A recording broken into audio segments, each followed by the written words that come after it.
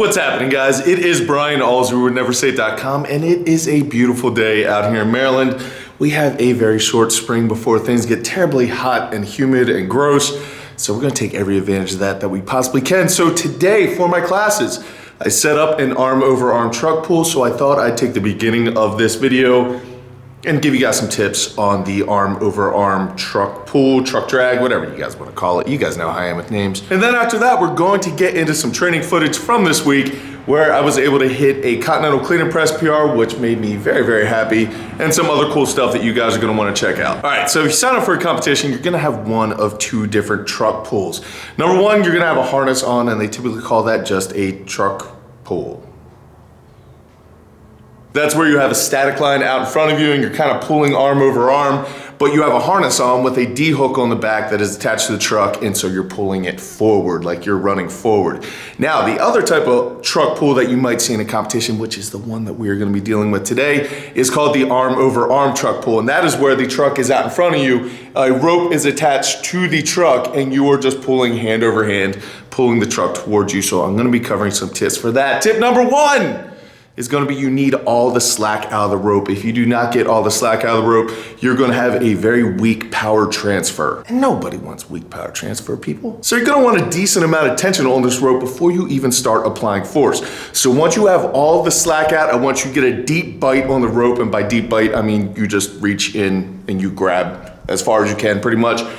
And then you're going to get a huge belly breath. This is step number two, is a huge belly breath, and you're going to squeeze that rope like it owes you money. Just like in a squat or deadlift, things are going to go a lot better for you if your breathing and bracing is on point and your body works synergistically. So if you are squeezing the rope, then you're adding more muscle fibers to the movement, which is going to end better for you than worser. Now, step number three is breaking the inertia of the actual object. Now, at competitions, sometimes they will just hook it up to a sled. That is a much harder pull because you are just re-breaking inertia every single time. You break the inertia, the sled pulls forward, the sled stops, you need to break the inertia again and again and again. So that is a long day. Now, even though it may be a lot heavier, pulling a truck in some ways is easier because once you break that initial inertia, you are on top of tires. And as our ancestors learned long ago, round rolls better than square. But either one that you end up doing, breaking the inertia is more of a leg press than it is an actual arm pull. So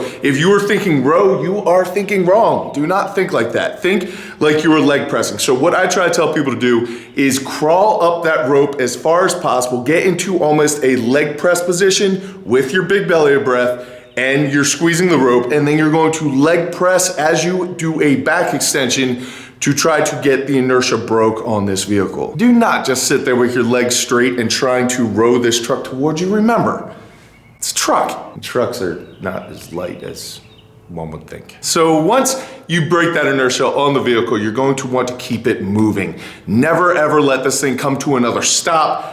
You need to move your arms faster than you want to.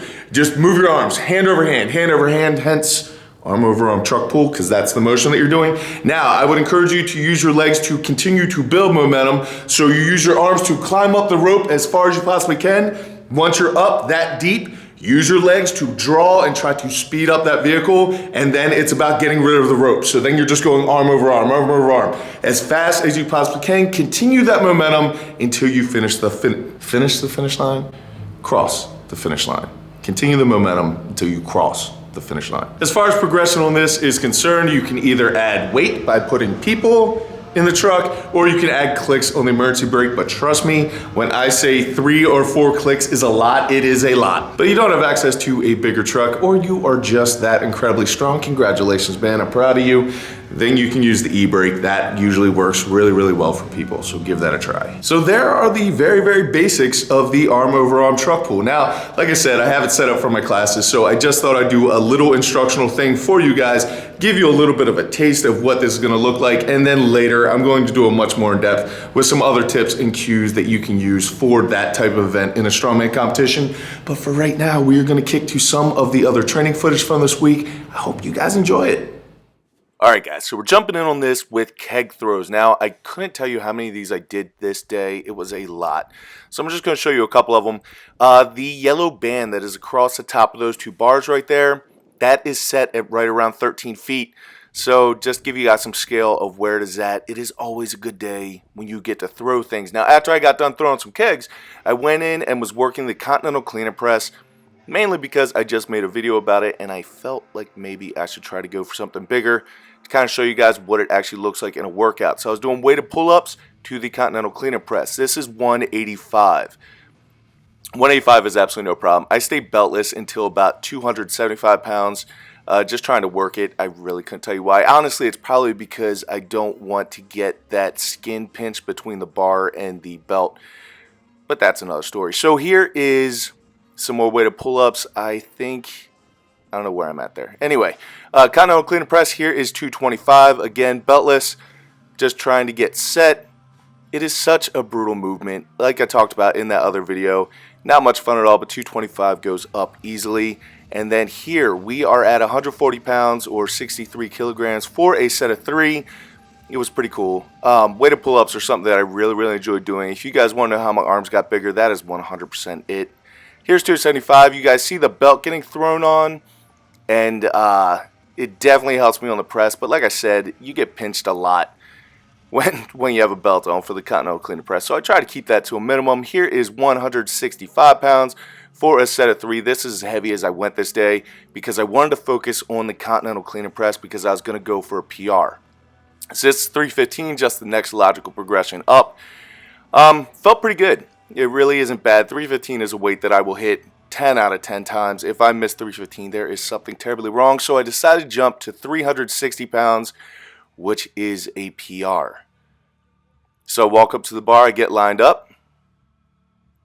It's the exact same motion as a deadlift at the beginning. I pull up as high as I can, but 360 pounds is apparently heavy because it did not go high. But the little clean flip there, that went pretty well. And then the press is always kind of iffy at around 365 and above for me. It's always hit or miss there. So I was super happy about this. It's been a long time since I've got a Continental cleaner press PR. 365 used to be my main goal because that was the world record for my weight class for a long time.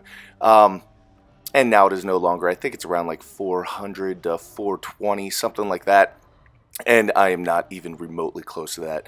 But 360 is very good. I'm very happy about it. And then after that, I went into this keg ladder. So basically what happened is this started out as a challenge that one of my training partners and I were talking about. Like, hey, wouldn't it be cool if we lined up a bunch of kegs and then just went through and clean and pressed each one, see how far you could get. So the heaviest keg is 250 pounds. The biggest thing about this, though, to be completely honest, is you are increasing weight every single time. So your gas tank is just running out the entire time. Right about here, my legs are screaming. I am heaving. You can see me start to slow down. But still just trying to keep going. As it gets heavier, you guys will actually see me turn almost into a clean and press as opposed to this one motion. This one motion I find is the easiest way to do the keg clean and press. I'm going to do a video about it, just how I personally do it because I find that it works pretty well. So like I said, you guys could start seeing it turning more and more into a clean and press as opposed to that one motion of the keg. Here I tried a one motion and no, not there. And then I just finished off with a press. And then I had a couple people come and visit the gym on Saturday. And one of the guys actually is getting rid of some of his strongman equipment. His name is Jeff, and he is an awesome strongman competitor. But he gave me this Viking press. So here I am working it first time. Really cool. Here is 7 plates.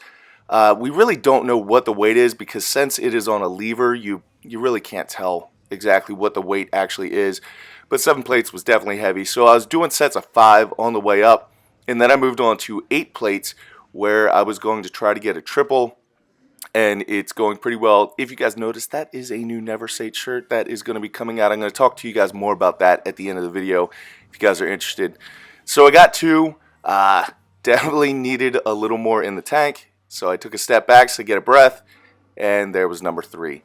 Felt pretty good about that. Alright guys, video recap. So hopefully you guys enjoyed watching some of that training footage because it had a lot of stuff that normally doesn't make it onto most people's workout channels. So hopefully that was entertaining for you guys. It was definitely entertaining to do because it is always an awesome day when you get to throw things around. And if you guys did not notice, this is one of the 2 t-shirts that we will be releasing this Thursday at 5 p.m. Eastern Standard Time. Now, as I mentioned in the previous video, there are gonna be 2 different designs. This is going to be one of them. But guys, when we make the t-shirts, we only make a limited amount. So if you want a t-shirt, you need to buy a t-shirt pretty quickly, because once they're sold out, we do not make more. So the charcoal shirt with the red Never Sate and the gray sweatshirt with the red Never Sate stuff, that is discontinued. We will no longer be doing any of that anymore. But do not worry, my friend, you are in luck, because if you like that traditional design, we are releasing that traditional same logo on the front with the die empty on the back. And this is a maroon color with, this is like a stone color. Trying to reach out to some of our military personnel, just saying thank you, giving them kind of a more military type of t-shirt. If you guys like this is gonna be dropping again Thursday at 5 p.m. Eastern Standard Time. It looks nice. And then the second shirt is this Rise shirt. Now, if you guys are wondering what color this is, we call it blurple. It's not quite blue, but it's not quite purple. Blurple. But hopefully you guys like the color, because it is very, very cool. But as you can see, it says Rise on the front, and that is just talking more about everything that Never Sate stands for, the constant and never-ending improvement, always trying to better yourself in all areas of your life. And on the back, this might be a little bit weird, because I don't know if it's weird to wear a shirt with your own picture on it. So as you can see on the back, it is a big N, because that is what Never Sate starts with. And then cutting out part of the N is a silhouette of me with an Atlas stone on my shoulder. And then of course the Never Sate kind of bleeding through on the side. Really, really cool shirts. These are gonna be available at theloyalbrand.com. Again, on Thursday, 5 p.m. Eastern Standard Time. So hopefully if you guys want to pick one up, they will be available then. We are doing all kinds of international shipping. Anywhere that you guys live, if you are willing to pay to get the shirt shipped out to you, we'll ship it to you. But a massive thank you to John over at theloyalbrand.com. He has done amazing things to help us out with this t-shirt, with the design process, with taking pictures, just all around. Thank you so much, brother. I really do appreciate it. So hopefully you guys will get a little pumped up on Thursday. Buy yourself a t-shirt, go ahead. It's gonna be awesome. So as always, guys, I really do appreciate the support. It means so much to me. I am absolutely blown away that you guys would want to wear some Never Sate gear. So cool. I am humbled, I'm blown away, I'm overwhelmed. You guys are amazing, so thank you so much. I will be seeing you guys Thursday for another video, but until then, go out, do something amazing, realize, keep working hard, people. Be nice to each other, and I'll see you then.